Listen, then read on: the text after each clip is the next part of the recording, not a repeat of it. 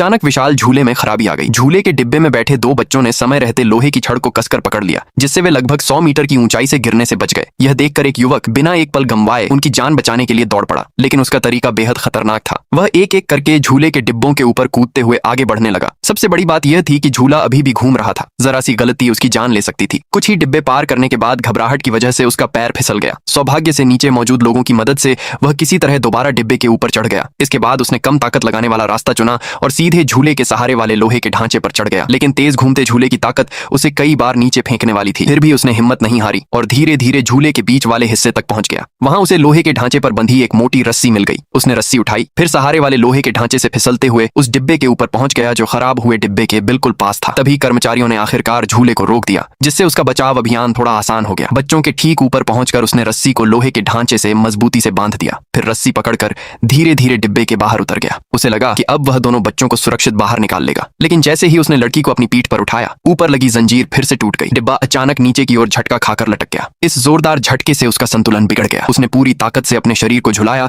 और किसी तरह अपना हाथ दोबारा डिब्बे के अंदर पहुंचाने में सफल हो गया। यह सब देखकर लड़का बुरी तरह डर गया और उसकी बात मानने को तैयार नहीं हुआ। युवक लगातार उसे हिम्मत देता रहा। 10 मिनट से भी ज्यादा समय तक समझाने के बाद लड़का धीरे धीरे डिब्बे के ऊपर आ गया। युवक ने अपना बायां हाथ आगे बढ़ाया। लड़के ने पूरी हिम्मत जुटाकर छलांग लगा दी, लेकिन उसकी रफ्तार इतनी तेज थी कि युवक उसे लगभग पकड़ ही नहीं पाया। किसी तरह उसने लड़के को मजबूती से थाम लिया और उसे अपने शरीर से कसकर पकड़ने को कहा। अब दोनों बच्चों को साथ लेकर वह रस्सी के सहारे तेजी से नीचे उतरने लगा। तभी ऊपर बची आखिरी तार भी टूट गई। पूरा डिब्बा तेज रफ्तार से नीचे गिरने लगा। उसके पास रुकने का कोई समय नहीं था। वह पूरी गति से रस्सी के सहारे नीचे फिसलता रहा। आखिरकार डिब्बा जमीन से टकराकर टूटने से कुछ ही पल पहले वह दोनों बच्चों के साथ सुरक्षित जमीन पर पहुंच गया।